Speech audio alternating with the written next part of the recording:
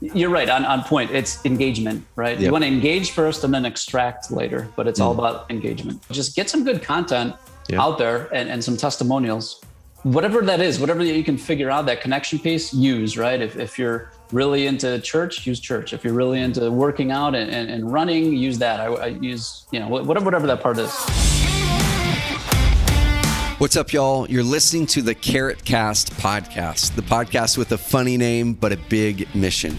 We help thousands of real estate investors and agents grow rock solid mindsets, do better marketing so that you can build a business of freedom and impact. I'm your host, Trevor Mock. Let's dive into today's episode. Alrighty, y'all. So you guys hear me talk on the podcast about an event we have called Carrot Camp. And this last Carrot Camp was the first ever Carrot Camp first ever time we've ever done 2 in 1 week. And it was a blast. We had 30 amazing investors and agents and hybrids out here to Roseburg, Oregon. And one of the biggest things I always love taking away from Carrot Camps is number one, the relationships with the campers. It's so cool being able to hang out with people for 2.5 days. But number two, I'm always sitting back there taking notes, physical notes, mental notes. And one of the ones that jumped out to me and also the other campers in one of our sessions was my guest today, who you guys are going to be able to meet here. I'm going to introduce you guys to Mark from Festival Properties. We just had a fun discussion on where that name came from. Maybe we'll get into it in this podcast. But Mark really approached and approaches his investing from a little bit of a different perspective. The same perspective I love to approach marketing, which is from the direct response marketing side of things. He had talked about Dan Kennedy. As soon as I saw Dan Kennedy pop up and that came out of his mouth, I'm like, all right, this guy's on my wavelength because I speak that language. I speak the Dan Kennedy direct response language. And that's what I quote unquote grew up on in business. And so what we're going to talk about today is how Mark has leveraged better direct response copywriting to essentially do what he calls subconscious selling, subconscious persuasion, where you can introduce copy words through emails, through text messages, and the right way to build massive, massive trust, massive bonds and credibility quickly through the typed and written word. And then you can actually increase your lead to close ratio dramatically. And as he was showing some of his emails and text messages that he uses, we were looking at it going, oh my gosh, no other investors or agents are using copy like this. They're all using basic, generic, hey, I want to buy your home. I'm a professional person. Their emails look like everyone else's. So what we're going to do in this episode is we're going to dive into the four things. Let me pull this note up here. We're going to dive into the four musts for copywriting success and subconscious selling with your follow-up messages and email and text. And we got Mr. Mark Skowron on this episode of the podcast with me. So I'm going to introduce Mark and I'm going to click this so you guys can see him. But Mark, welcome on the Carrot Cast, man. Thanks, Trevor. Happy to be here, man. Thank you. Dude, so I'm pumped that you're on here. Number one, I know it's kind of funny to say, and it's kind of weird that you can kind of grow a bond with people in a day or two. But you're one of the guys that you're just, number one, you're easy to get along with. You're just a great dude. You're very, very successful at what you do, which is really cool. And you come at life with just a general fun-loving approach that I think I'd love to see a lot more in the investing space. I think everyone's so darn serious. And I love how you approach it with the lightheartedness, but also seriousness of running a real business, but taking a different approach to it. So appreciate you coming on the Carrot Cast. Appreciate it. Thank you. Good to meet you guys too out there. Yeah. Awesome, man. So dude, before we really dig into the nuts and bolts, we'll kind of touch on what you talked about at Carrot Camp. But then we're going to go into specifics on what specifically do you put in your message? What do your campaigns look like? How do you what are those 4 musts for copywriting success and subconscious selling? These 4 things are really, really big. If you use all 4 of them, your messages are going to have a much higher lead to close ratio. If you don't use any of them, they're going to have a much lower lead to close ratio. So before we dive into that, give people context. Who are you? Where do you live? What does your business look like right now? That kind of thing. Yeah. Thanks for the kind words. And yeah, it was awesome hanging out with everyone over 2 days there, 2-3 days. The morning workouts I thought was brilliant. Great way to meet people, while you're working out so definitely appreciated that. But yeah, I'm in Dallas now, Dallas, Texas. Been here since the pandemic, right? I guess since last March. Born and raised in Chicago. That's where I've been doing my deals for 12 years. But wife got transferred for work, and I could use I do everything remotely, virtually since 2015. So for me, it's like, sure, let's do this. So still settling into Dallas. I'm here now. Been an investor for 12 years. Started out with wholesaling, got into rentals, rehabs, kind of all that, and everything in between.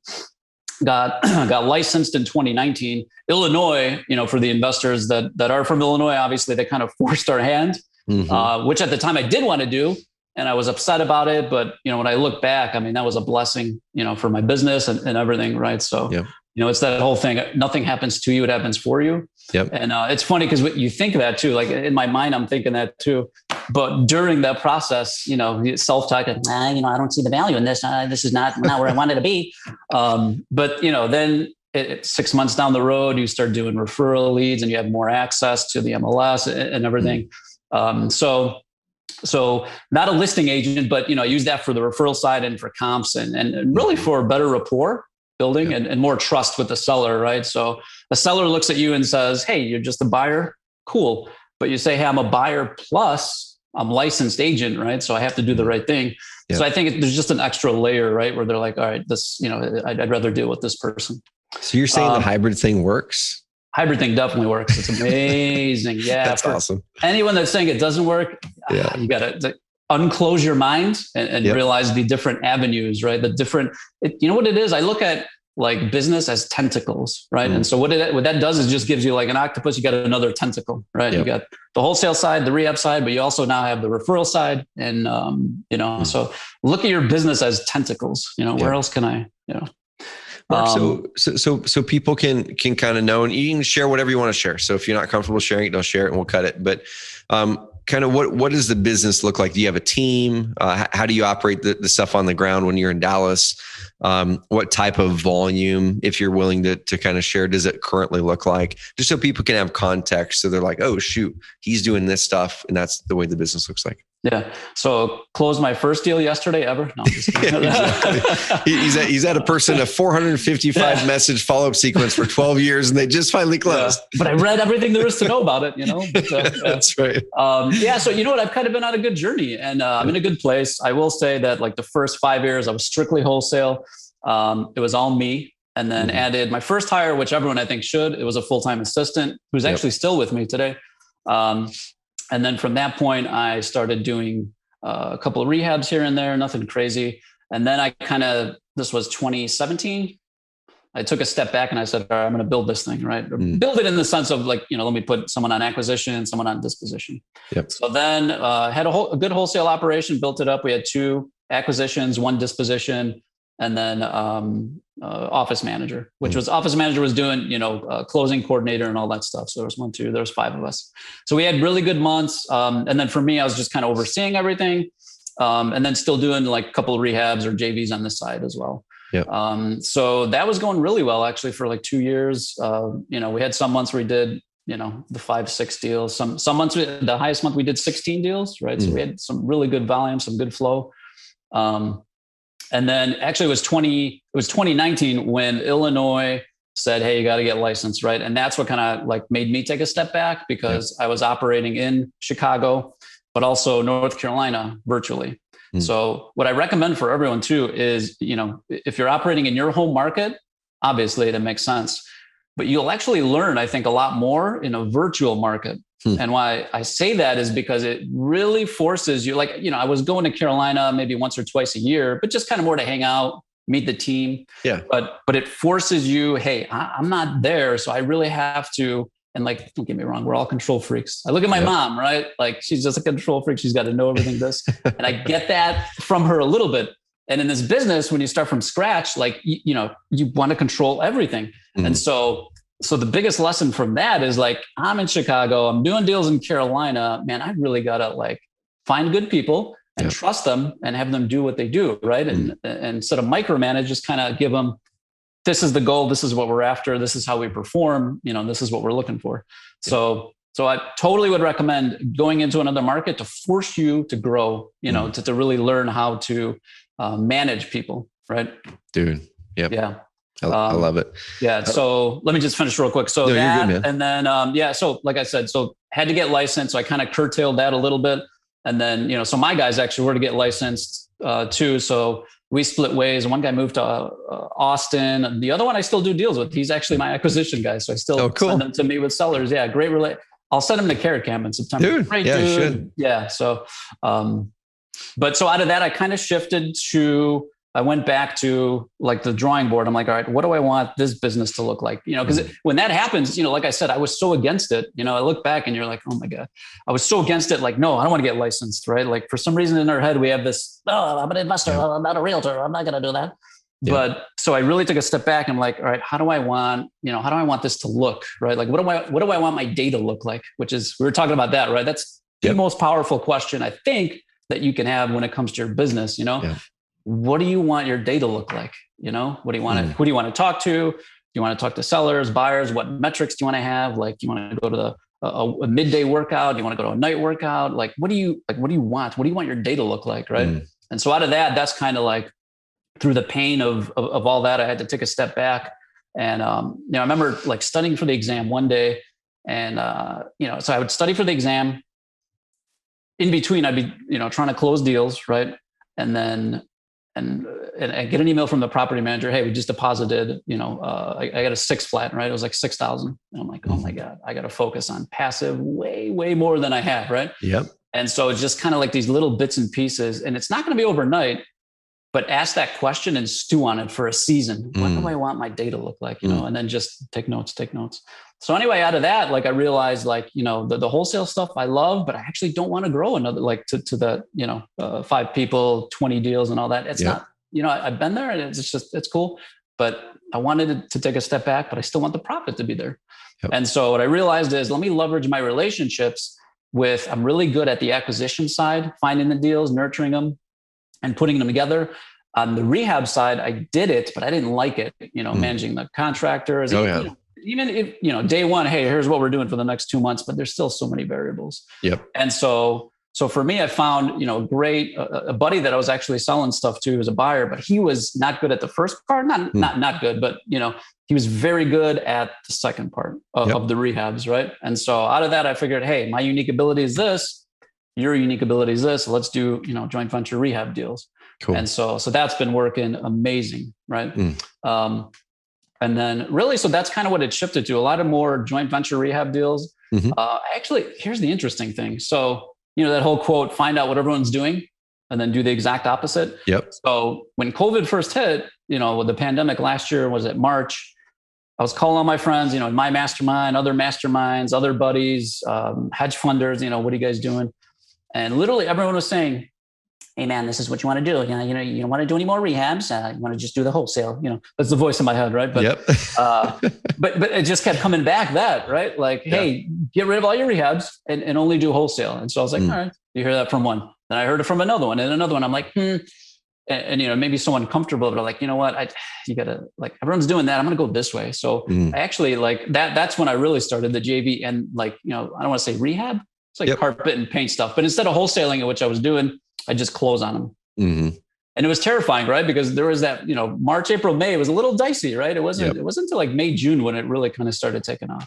So last year, I kind of pivoted and maybe I did a handful of wholesales, but mostly they were the rehabs, right? And it was really just because, everyone was saying, go this way. And so maybe that's just my natural inclination to be like, well, I'm going to go this way. Yeah. And so that's kind of what happened. I'm grateful because of that happened. But there's always growing pains. I think the JV stuff's going really good. And then I probably took on too many, but you figure it out. So where we are today, the JV model in Chicago. And then in the Carolinas, I'll still do, I've got good teams built up now because I've been buying there since 2015. Yep. I'll just do like one at a time there. And, that's been working really good because the market's hot. So, Dude, one thing I love, and thanks for going through that, Mark, big time, because it gives people some really good context for number one, how you got here, but what your business looks like now too. One thing that you had mentioned, I've gotten my notes here, subconscious selling. I think, dude, there's some subconscious selling that happened to me today because I literally, on the drive in, I recorded a Trevor Truck Talk and I was scrolling through my life truths. And there was a life truth in there that was called stretching limits. And it was all on literally like 15 minutes of this was done for you versus this is done to you. And what Mark had mentioned earlier, and that played into his COVID strategy too. It's like, well, shoot, everyone's kind of locking down what's going to happen. And he looked at it as, well, what's everyone doing? Okay, this might be an opportunity where this is done for us who are proactive in doing things versus this is done to us. And I think that approach and that mindset's so important. And we can kind of take that into the marketing side now. We'll kind of make a hard transition and go into the marketing side. And we'll talk about direct response marketing a little bit. We'll introduce people to what it is. But I think the competition, right? There's a lot of competition in the market for agents and investors. And I think a lot of people are thinking of, this is done to me. Oh my gosh, what am I going to do in my business? This is done to me. You can take it the other way and say, this is done for me, because there's so many mediocre options out there. It's not going to be insanely hard with the right strategy, with the way that you market, the way that you communicate in email, text, verbally, the way that you put that on your website. It's not going to be too crazy hard to stand out from the crowd pretty easily. Okay. And so this is one of those opportunities where the market clutter is done for you, not to you, if you make the right approach and make the right shifts with your marketing. So, Mark, let's kind of shift into a little bit about direct response, and we'll kind of really get detailed on the follow-up side of it, because I think that's going to be crazy, crazy valuable. People can go apply right now. So you mentioned Dan Kennedy up at the front of the room. And like I said, I know when someone studies Dan Kennedy, it puts them in a different mindset of marketing. What do you feel is the biggest difference between someone who knows direct response, and in this example, kind of Dan Kennedy style? If you guys don't know who he is, look him up. And what's the difference between that and the way that most people do their marketing, or in this case, follow up? Yeah, great question. So yeah, I mean, when I first got started in copywriting, it was actually in a different industry. It was a financial industry, and I subscribed to like a dividends newsletter by Stansberry and Associates. Yeah, Porter Stansberry. Yeah, copywriter. He has $100 million business, but like I was going for like the dividend info, right, the stocks info. But then I read the monthly reports, and I'm like, man, this guy really like can tell a story well. I like, just. If you haven't, just get one, right? Just read one of his monthly reports. So I think for me, copywriting was, that's kind of like my first introduction to it. And then obviously just reading every Dan Kennedy book, that you can. But basically for me, what it is like copywriting is simply getting into the conversation of your customer's head, right? So it's like, I'm talking to my wife, or talking to this person, in business, I'm talking to the seller. How do I join in the conversation they're already having in their head? Like, hey, can this guy buy my property? He hasn't even seen it. He's on, he's in Chicago. The property's in North Carolina. Is he, has he done this before? And then, so it's kind of like joining that conversation they're already having in their head, not worrying about what you want to say, right? Like, hey, this is how I can help you. But like, hey, Mr. Seller, are you a little worried, or, like that kind of thing. So like the bird's eye view is like, whoever your target market is, join in their head in their conversation that they're already having, So that's how I would structure how you like structure your business. That's how I would think about structuring your business. That mindset shift there, Mark, was probably my biggest mindset shift too. The exact same things. We came through the same school of copywriting. Essentially, is that phrase. And if you guys lock in anything at all in this episode, it's that phrase. It's join the conversation in the prospect's mind. And Brady on my team, he's starting to dive in the copy side. And I think the biggest thing, like Mark said, and I want to toss it over to you here in a second for your feedback on this. The biggest thing is, before you write anything, before you write an email, before you write a text message that's going to go out, or an automated text message, before you write an ad for Facebook or Google, and all of our ads and stuff are written with this in mind already. Before you write a page on your website, which same thing, our copy on the websites at Carrot, when they're launched, are already written with this in mind. I wrote all that copy. Okay. Now we have people who are starting to help write some of that stuff because I don't have the same bandwidth anymore. But it's all written from the perspective of, if someone sees this ad, what did they likely experience before they saw this ad? Is it a retargeting ad? Okay. If it's a retargeting ad, where were they before that? Well, they were on my website. What was on the website? What physically was on there? Did I have a bunch of testimonials? Did I have this? Did I have that? Okay, what was going through their mind then? Now they saw this ad. What's going through their mind now? Oh, well, what's going through their mind is, I know that they exist because I saw their site. I probably saw some of their testimonials, and I'm just not ready to act yet because either timing's right or I don't believe them. And so now it's like, how do I make them believe, right? How do you eliminate those objections? what fears or frustrations are going through their mind. Are they real? Is the offer going to be good? Are they going to lowball me? And so you have to look at the way you're presenting testimonials, the way that you're looking at presenting ads, and we're going to shift into follow-up in that way. You know that they have these objections or issues that you need to get through with copy. And so think about what's going on through their mind. Mark. Yeah, and real quick, let me give you an example too. So on that same topic, and I think to your point, you just got to test things, right? Like, so just test things. Like last year, pandemic hit, the seller email to the list I wrote, because everyone was going through where you're like overeating or over drinking or whatever it was. So I took a picture of my garbage can, and it was like an empty Justin's peanut butter cup wrapper, the Little Secrets, the little organic wafer bars. There was like 3 of them in there, right? Yep. And it said, hey, everyone has a bad day. Sometimes you got to do a cheat day, right? I'm feeling the stress just like you all are, but we'll get through this together, X, Y, and Z. Here's what happened. Oh, by the way, if you need help on your deal, call us here, blah, blah, blah. Dude. So we sent that out. No, but here's the thing. I got nothing, right? I got 1 response. And I'm like, what the hell? So I start thinking about it. I'm like, that's not my target market. I'm a health nut. I eat Justin's organic peanut butter, but like, that's not my market. So I did, let me try it with Snickers and Kit Kat. Snickers and Kit Kat, same exact message, got like 13 responses. Really? Like, yeah. So it's one of those little things. You're like, you know what? It seems like it's a little thing, but like I was thinking, here we go. Like what's in my head, right? What's your customer eating, right? Or, in this situation. So this made me laugh, right? But I'm like, this is how granular it can be, So, dude, let's follow that thread that you've started there. So, people heard some of the creativity of the email.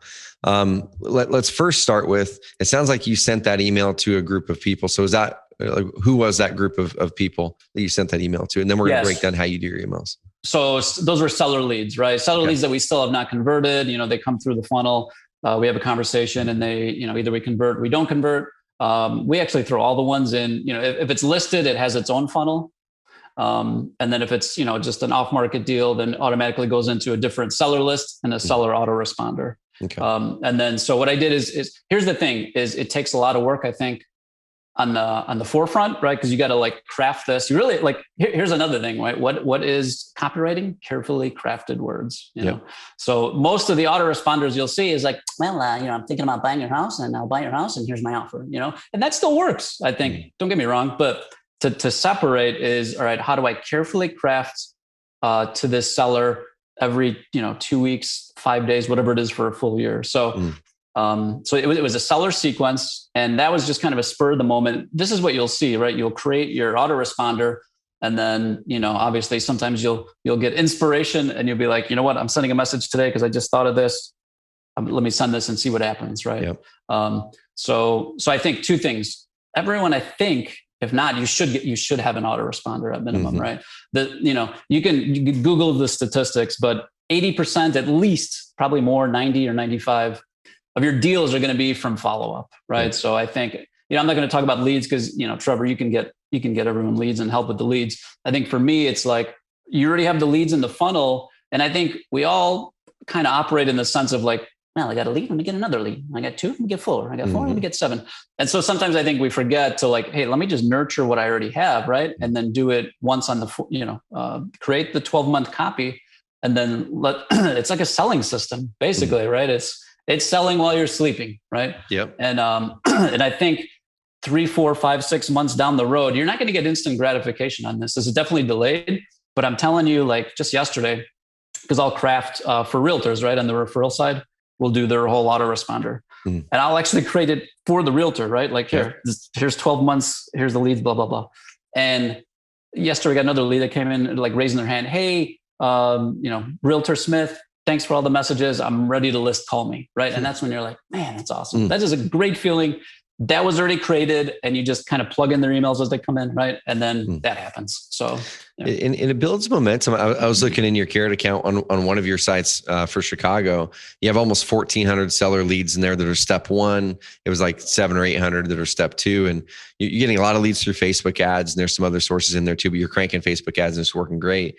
And the reason I'm bringing this up is that's almost 1,400 leads now that are going to go through a sequence that's in this case about 12 months long. How many emails, Mark? Let's kind of break down structure for people, and then we'll break down words and copy. How many emails would be in a 12-month sequence for sellers? I would say at minimum, you got to do, so right away, the first 30 days, you got to do about 7 or 8 touches. Okay. And then second month, 4 to 5. And then it's like 2. Okay. And then, so that's just the autoresponder. And then, like I said, you'll realize that you'll get, I mean, like when you just think about this stuff all day, you'll get inspired and you'll be like, oh, hey, it's Friday. Let me send a Friday offer to my list, right? Or a Monday offer or whatever it is, right? But I would say, like at bare minimum, if you just want to do it and be lazy, do at least 2 or 3 a month at least, right? Cool. I would at least start there, but get kind of heavy initially in the first 30 days, like 7 or 8, but you don't have to be as salesy, but just kind of build, like nurturing, building rapport, showing that you're human. Hey, here's my dogs, here's my wife, social proof, testimonials, all that kind of stuff.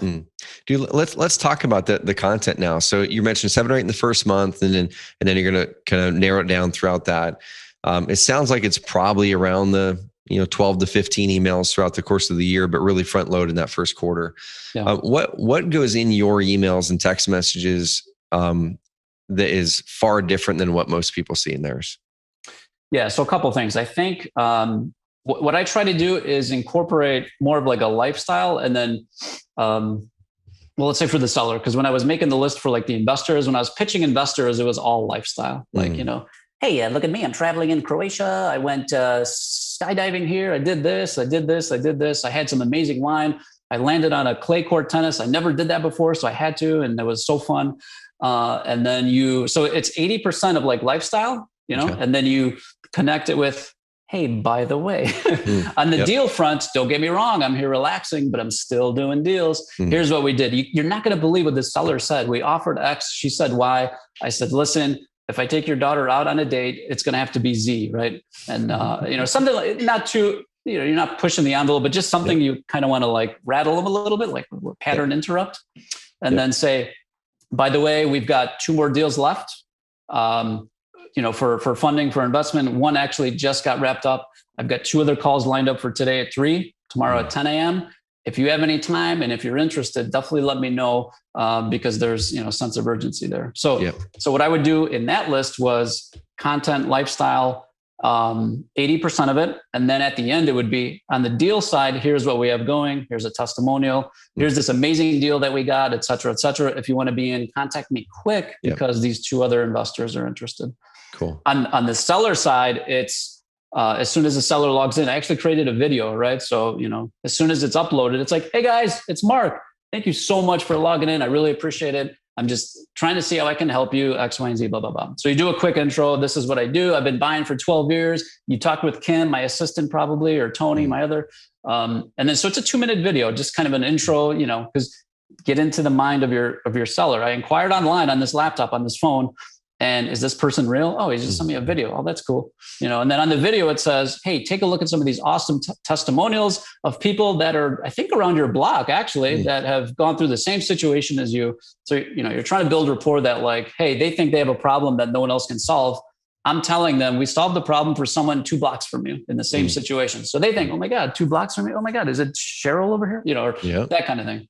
And then, so it's a link to the testimonial. So then they click on the testimonials. They see, all right, this guy's been doing it for 5 years. So subconsciously you're selling. Subconsciously they're like, okay, so I think this person can buy. And then then you leave it at the end with, let me know how we can help. Fill in the data. We'll give you a call as soon as we can. And then leave a quick takeaway. Just curious. Do you need to sell this? How many days do you need to sell this, and what price do you really need? Or you can kind of toy with that, just to kind of to get the engagement going. So one thing that's key that you just did right there at the end, and this is a really, really good strategy everyone needs to recognize, is your primary goal with these emails, you need to get a reply. Like you want to engage them in some sort of conversation. And so what you did there, you asked them a very simple question, how many days do you need to sell this in, whatever it is, and make the question really simple. If it's cash buyer emails, like in our autoresponder, it's like, hey, awesome, what part of town are you looking to buy in? I don't really care what they reply back with. I don't really care. I just want them to reply to a very, very simple thing. Or if it's a seller, like you had mentioned, hey, how many days are you looking to sell this in? Do you own this house? Hey, just curious, is this a house that you own? Let me know. Like whatever it is, doesn't even matter what they say. It just matters that they engage. Yeah. It's like the Columbo close, I always say. Hey, real quick, one more thing before I go. Yeah. What you're right on point. It's engagement, right? Yep. You want to engage first and then extract later, but it's all about engagement. Yeah. So I should have brought this up earlier, but I kind of left the cliffhanger with the 4 musts of copywriting and subconscious selling, but didn't give you a chance to dive into them. And so why don't you go through those 4 points and kind of weave through? We already weaved in one of them, social proof and testimonials, but we weave those 4 points in on how people should put those into their communication and their copy. Yeah. So must-haves. I think when I was looking at it, I actually added a 5th, but so the main 4, the social proof testimonials, I think you have to have. If you're in your local market, you can't even get away with it then. Like people have to hey, let me Google this guy or girl and see if they're for real. So testimonial could be, video testimonial. You can have them leave you something on Google, on Porch.com, or anything you can get. Like video reviews are helpful too. Yeah. But somewhere where you can send them right away that I've been doing this a while. Here's here's what I've done basically. And if you're just starting out, then you want to maybe find someone that you can leverage their reviews, or, hey, me and my partner have been doing this for 10 years. Here's our reviews, and you leverage, someone else's. So absolute must. You'd be surprised that I'll give you an example. 5 years ago in Chicago, I did in the stock market, the Chicago stock market on real estate. It was like a TV show, like a 10-minute quick flip on, hey, if you want to looking to get into real estate investing, here's what it looks like, X, Y, and Z, blah, blah, blah. So I just left it on my site, and you'd be surprised how many people would see that, or on my Facebook, I think it was my site and the Facebook. And they're like, oh man, you were on stock TV talking about real estate, even a year ago. So you'd be surprised how, so just get some good content out there and some testimonials. So that's number 1. You have to have that. And if you don't have that, find someone that you can maybe, partner with, leverage. Part is the connection piece. So the second one would be, show that show that you can, you're trying to build rapport with your seller. The connection piece is simply for me, what we realized works really good is our pugs. So we use our pugs in my marketing, right? Hey, who doesn't love dogs, right? They're cute, they're hilarious. The wife scammed them on me and we fought for a weekend, but now they're I'm closer to them than she is. And so I use that all the time. I'll send, the second picture or the second email will be a picture of our pugs and them wrestling or a video of them wrestling. So that connection piece, you'd be surprised. Out of the dogs, I get more engagement than anything else with sellers. Yeah. So maybe every seller has a dog, I think. So, whatever that is, whatever you can figure out, that connection piece, use, right? If you're really into church, use church. If you're really into working out and running, use that. I use, whatever that part is. I like it. What's the next one? We got teamwork and cause. Yeah. So teamwork and cause. So, but that one, what I mean by that, it's kind of like a building on number 2, right? So teamwork meaning hey, here's my team. We're not a fly by night. Here's the deals that we've done. And the way that you use this is, hey, my contractor, Julio, he just had his 4th kid. He's got to save for college for his 3rd kid who's just entering, and I got to keep him busy, right? So we got this awesome family. I've been using Julio for 10 years on my rehabs. I'm just curious, you were at X and I'm at Y. How can we put this deal together and let's keep Julio busy? Dude, that's good. Yeah. So I use that a lot with it's like a part, another part from the connection piece. Yep. I love use that. Yeah. Use that in your marketing, right? And that's same thing with cause, right? So for you, you got a great cause too, Trevor. So it's using that cause. What cause do I have? And using that in the marketing, I love it, man. And then the 4th one is fear of loss. Let's dig into that one a little bit. How do you present that in a seller sequence? Yeah. Fear of loss is I think people miss that out sometimes too, but you shouldn't, because the more you study, the psyche of why people buy, why people sell, it's not going to be, they're going to respond to a fear of loss more than they're going to respond to an expectation of gain. Right. Yeah. So, hey, I'll give you $20 if you do this. Yeah. Hey, I'm going to take $30 from you if you don't do this. Well, hold on a second. Let me, so carefully crafted. So the way that we would do that is kind of go through all of them, right? Hey, I've got, so here's another thing. What I throw in there is using, let's say, so Google the top 5 most trusted professions, right? Used to be maybe CPA, doctor, now nurse, with what happened last year, nurses there, right? So, I'm not a nurse, but I've got, a lot of nurses in my family. Hey, just talked with my cousin who's a nurse. She is doing some awesome things, saving people. Here's a story that she just had and X, Y, and Z. And then on my in-laws, they've got a couple nurses and here's what they did, X, Y, and Z. Here's some crazy situations that they did. But my CPA just said I have to buy another house and I have 30 days, right? So then you're like, oh my God, nurse, I trust them. CPA, who's not going to listen to their CPA? Yeah. We have to help Mark. He has to buy a house in 30 days. The CPA said so, So one of the best performing emails is, hey, subject line, my CPA says I have to buy another house in 30 days, ... right? Info inside. And so I use that. And the way to use that is, you build that story, hey, I just sat down with my CPA. Everything went good. And I got to pay the tax man X, Y, and Z. Man, paying taxes is not fun. Ha, ha, ha, all this kind of stuff. But the kicker at the end was he said, I've got 30 days because I've got to maximize, my deductions. I have to buy a house. Yeah. So I know that we discussed the sale, Mr. Seller, Mr. and Mrs. Seller. And, you were at this and I was at this. So I've got 30 days. I actually have 2 appointments tomorrow, 1 today with some previous, appointments that I've had. And I actually did put another offer in. So for me, it's first come, first serve. I do like you though. We had a great conversation. Tell me where you need to be for the numbers to make sense. I don't want you to lose out because I can only accept 1 deal. Thoughts? Question mark, or something like that. Right. So you can do it as long or as little or, punchy as you want, So that's what I would do is exactly some type of variation of that. Hey, I just met with authority source, pick an authority source, my attorney, my CPA, and he says I have to do X, Y, and Z. Gotcha. Got 3 appointments lined up. Hopefully it's yours though. I put in the offer for yours, but let me know by tomorrow at noon. Yeah. Dude, this is awesome, man. So with those 4 elements, the 4 musts of copywriting and subconscious selling, you've got social proof and testimonials, you've got connection, teamwork and cause, fear of loss. And you'll notice too on our Carrot sites, a lot of that's already baked in there, right? We're really harping on the about page.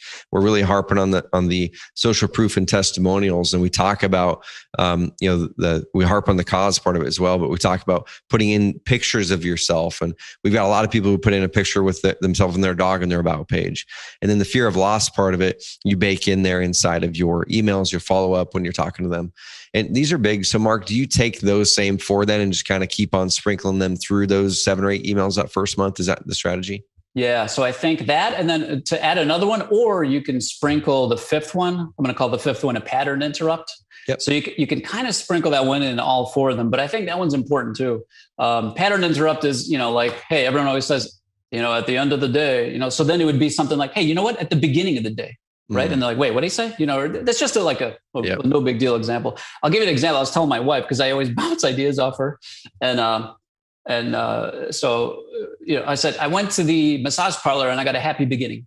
I just waited for her reaction. I'm not going to use it. Right. But I was like, let me just wait for a reaction instead of a happy ending. Right. And she's like, you can't say that. You can't do that. I'm like, I know, but it got you to it. It's a pattern interrupt. I'm not saying anything is good or bad about a good or bad beginning. Right. But you see what I'm saying? Yeah. Hey, went to the massage parlor and got a happy beginning. No, it's not what you think, but so. That is good, man. Yeah, I know. I bounced off her all the time just to be like, hey, what do you think about this?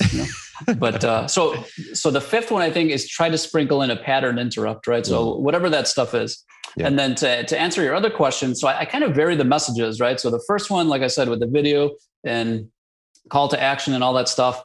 And then, but you got to realize that the short, punchy ones are good too. I think, at Carrot Camp, I was sitting next to the fellow and he said, oh man, but my grammar's not good. And I'm like, dude, mine's not good either. But that's better for you. Like short, punchy to the point is better actually than, long drawn out Harvard written piece, remember, we're not, our target market is not a Harvard educated, group. And so short and punchy is good too. Right. So literally some of our best performers are subject line. Hey, real quick, ... And then, hey, I'm heading out for the weekend. The in-laws are coming over. So I got to, have some me time before then, but I got room for 1 more property. Let me know what price do you need, right? It's like 5 lines, whatever that is, right? That's good. Which by the way, that's another piece. Everyone can connect with the in-laws. I'll give you a quick example of this. This was good. In-laws were here for 2 weeks, right? Great people. We got an awesome relationship. But after a week, you're like, all right, man, I got to, to go for a bike ride or something. I get a flat tire. So luckily we got a bike store right here. So go to the bike store and there's like a line of 4 people. Everyone's kind of like, I don't know, not talking mad or whatever. Right. So like got to the front, I talked to, I said, hey, in-laws have been here already for a week and now my bike is crapping out. I think they took a ride on it. I think they messed it up. Saying like as a joke, he starts laughing. Other guy starts laughing. The other guy starts laughing. And then the other, like everyone's just cracking up. Right. Yeah. And he's like, oh my God, I got a rule. The in-laws can only be over for 2 days, 3 days. And then they got to go. I'm like, man, I'm already at a week in 2 days. But the point is like just things that everyone can connect on. Right. And so you just sprinkle that in your marketing. Hey guys, in-laws are coming over. Pray for me, but I do need to buy a house before they leave. So send me your info, what it's going to take. Right. This is so good, man. I could talk copy with you all day. Like I could literally do a 3-day workshop with you on this. Maybe we will someday. Yeah. Maybe we will someday. So what people are probably asking, that's popping up their minds as we kind of head towards a wrap is they're saying, okay, this all sounds great. It does sound like it's different as far as what they normally see. Does it really perform that much better? So what have you seen? I know the answer, right? But what have you seen, in your results with your follow-up campaigns versus what you've heard or seen in others, like performance-wise? It's a must. It's a must. I think, like for me, and here's the thing is it's a lot of work on the forefront and you're going to have to get delayed gratification because it's going to take sometimes 6 to 7 to 8 to 9 emails before they respond. Right. But if you're getting, let's say 30 leads a month. And so let's say 30 leads a month, half of them, qualified, half of them not qualified. Out of the 15, let's say you get 1 or 2 deals. Easily out of those numbers, you should be able to get a deal or 2 a month with like 30, a lead a day. You should at least get a deal a month. Let's say month 6, right? Because you're really going to have to kind of build it up. But like once the machine is running, it's at least a deal a month. Because I think if you're not, either you're not getting enough leads or maybe craft your message, which is okay. Like, here's the thing. You're not going to get to that right away sometimes too. Realize like, is my message, just like with the Justin's peanut butter and the little secret, I'm like, why is it? Everyone can relate to that. Everyone I talk to is having, stressed out and eating and whatever. And it's just a little like going from that to Snickers and Twix or Kit Kat, whatever it was, like 13 responses versus like just 1, So that's crazy. Yeah, it's crazy. So yeah. So adding that math up, and I'm going to inject in a little bit of the fear of loss here, right? So if any of you have followed Carrot for a while, and that's the thing. This isn't, you can use persuasion techniques for good or for bad, right? Like Hitler used them for bad. Yeah. A lot of people doing pyramid schemes or, Bernie Madoff used it for bad. He used a lot of social proof. He probably used a lot of connection. He probably used some fear of loss. Hey man, I've got this thing coming up and I can only manage this, whatever it is, right? So you can use it for good or bad. It's our choices to say, can we use this for good, actually help people drive to a better outcome for them? And it benefits me as well. And so that's the thing. When we're talking about copy, we're talking about making it more effective for your business so you can serve more people. Okay, that's what we're talking about here. Now, if you're going to go use this to take advantage of people, shut the podcast off. We're not in alignment core values wise, and it's just not something we're trying to do. Use these techniques to build connection.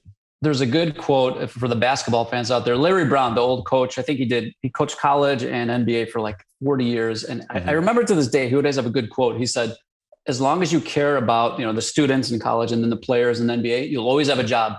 As long as you care about the players and the students, you'll always have a job. So you think about like in our business, if you care about the sellers, you'll always have sellers to talk to. If you just care about them, so. I love it, man. I'll kind of wrap with this. So let's do some math. You'd mentioned if you're getting about a lead a day, so 30 leads a month, you've got about 1,400 seller leads in there. Some of them might be duplicates, a minority of them, but you got about 1,400 seller leads in there right now. Those are all going through. And you'd mentioned about, given all averages, and if the copy is really good and it's honed in and done what you've done, that you'll get about an extra deal a month out of it if you're getting about 30 leads a month. Guys, if your average profit per deal, let's use a round number of 20K, that's 12 extra deals on average if you're getting about 30 leads a month, right? And then times that by 12, that's $240,000 in potential extra income. So the question for you guys is, how many of those $20,000 or $10,000 deals are you okay with losing? Because all that you're focused on is getting more leads in the front end, not nurturing the ones that you already have. And we talk about that a lot. We say, how many leads and deals are you okay with losing from an underperforming website? Amazing. Get the carrot site, get the performance nailed on it. But then what happens after the lead comes in is just as important. That's why we're doing the series on negotiation and closing. So you can close more of those leads you're already getting through carrot into deals. That's why we're having Mark on to talk about when you get the leads in, how do you then prime those leads to be able to close at a higher rate when you actually go and meet them? And it all matches and all helps you grow. So if you nail the carrot site side of it, get your proof, credibility, testimonials, connection, all the 4 things that Mark had mentioned on your site, build those same things into your email sequences, text message sequences, into your ads. You're going to increase your leads in the front end, your close ratios on the back end big time. And you can actually work a little bit less if you want to and make more money, which is a cool thing. Yeah. I love it. Love it. So Mark, I want to have you back on someday for sure. But what I want to do is, guys, we're going to be working with Mark probably to get some resources. Okay. So we were talking right before this call because we're saying, man, number one, people are going to want to see what Mark's emails are. And we just don't have time to run through every email on here. Number two, there might be some people who are going to reach out directly to Mark to say, dude, can you write my emails? And it's not something he does like as a professional service yet, but we talked and there might be the potential that he might be open to it for a select certain type of a client.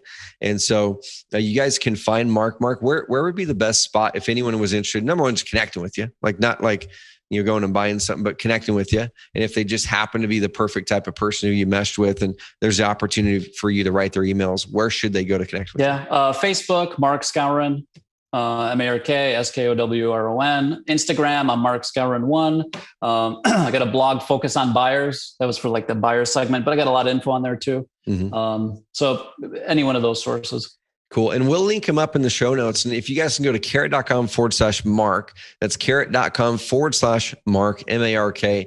You're going to get a link to this episode and any resources we add. Because we were even thinking about, man, what if we grabbed your sequences, Mark, right? What if we grabbed your sequences, pull them out, and we've got your entire year's worth of sequences, and then even some emails off to the side and text messages off to the side to say, here's some ad hoc ideas to kind of plug in there. We're thinking about doing something there. So if you guys want to, let me know.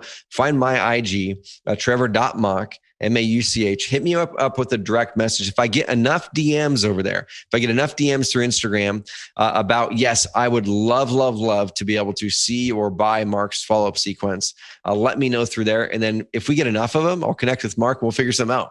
We'll figure something out to get his sequences. So you can literally take his text and email sequences, bake them into yours, make the modifications with, adjusting the photo so it's yours instead of his, things like that. And then if you're getting those leads and deals in, a couple $100, few $100 investment and getting all of his sequences could yield you tens and tens and tens of thousands of extra. So hit me up if I get enough IG DMs. Okay, Trevor.Mauch, that's M-A-U-C-H, saying I would love to see every single one of Mark's yearly sequence email, or every email that comes that first year, and his most successful emails that have gotten sellers to commit to stepping up and saying, yes, I want to raise my hand. Let me know. And then if we get enough, we'll work together and we'll figure something out to get that in your guys' hand at a really, really affordable rate that works well for you, and it makes up for Mark's time as well. Connect with Mark, guys. Like I said, follow him. If you guys want to connect with him, he's a smart dude anyway. Find him over there where he mentioned before, and we'll link it up in the show notes. So the 4 things we talked about for the 4 musts for copywriting success and subconscious selling: social proof and testimonials, biggie. Make those so they're blasting the objections that the person has. You're joining the conversation in their mind, thinking of the objections that they have.